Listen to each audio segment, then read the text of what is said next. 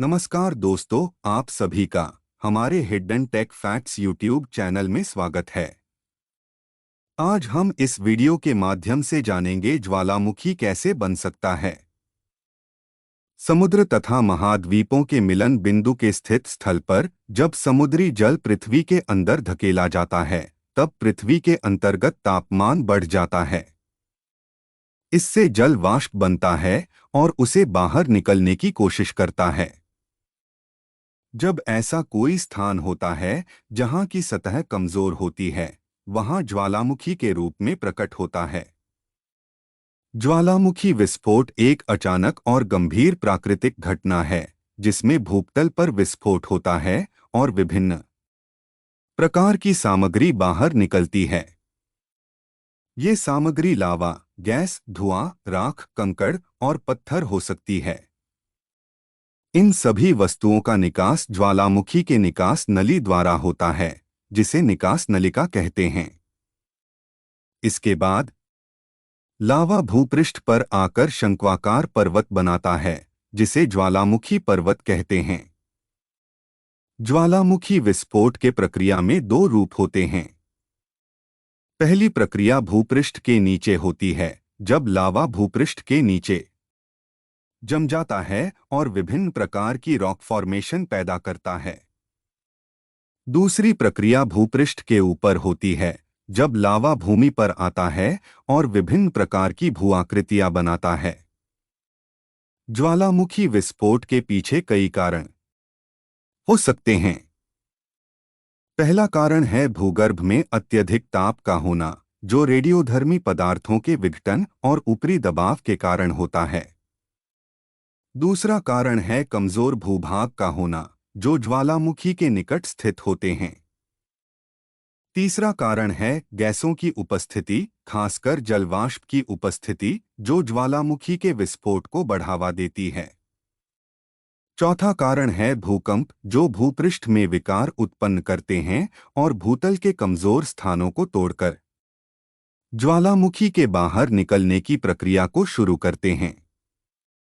ज्वालामुखी विस्फोट के समय ठोस, तरल और गैस तीनों प्रकार के पदार्थ बाहर निकलते हैं। क्या होते हैं ये पदार्थ, ये विस्तार से जानने की कोशिश करेंगे। ठोस पदार्थ ज्वालामुखी विस्फोट के माध्यम से बारीक धूलकणों तथा राख से लेकर कई शिलाखंड भी बाहर निकलते हैं। इन शिलाखंडों में लापिलास और वॉल्केनिक बॉम्ब शामिल हैं।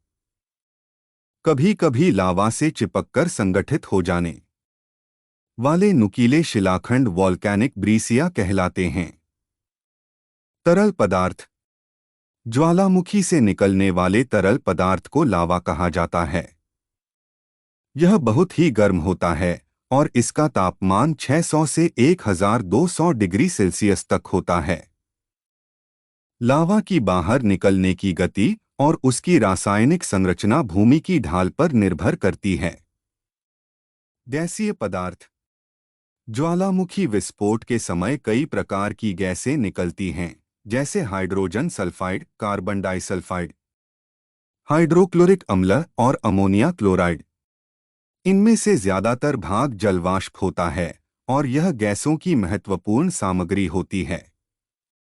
जब कोई ज्वालामुखी वर्तमान में फट रहा हो, उसके जल्द ही फटने की आशंका हो या फिर उसमें गैस, धुआं या लावा उगलने या भूकंप आने जैसे सक्रियता के चिन्ह हो, तो उसे सक्रिय माना जाता है। मृत ज्वालामुखी वे होते हैं जिनके बारे में वैज्ञानिकों की अपेक्षा है कि वे फटेंगे नहीं।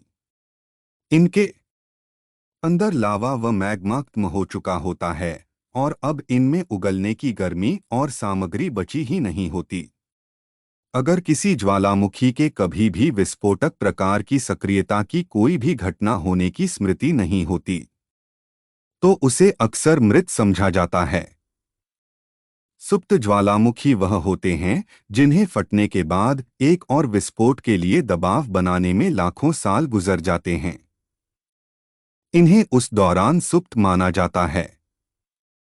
उदाहरण के रूप में तोबा ज्वालामुखी, जिसका विस्फोट लगभग 70,000 वर्ष पहले हुआ था, हर 3,80,000 वर्षों में पुनर्विस्फोट होता है। ज्वालामुखी क्षेत्रों का यह विशेषता और उनकी प्राकृतिक सौंदर्य लोगों को आकर्षित करती है।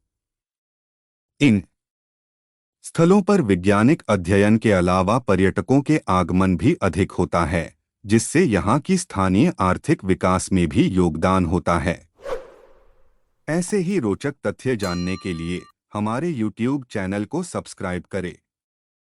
मिलते हैं अगले वीडियो में एक नए फैक्ट्स के साथ। धन्यवाद।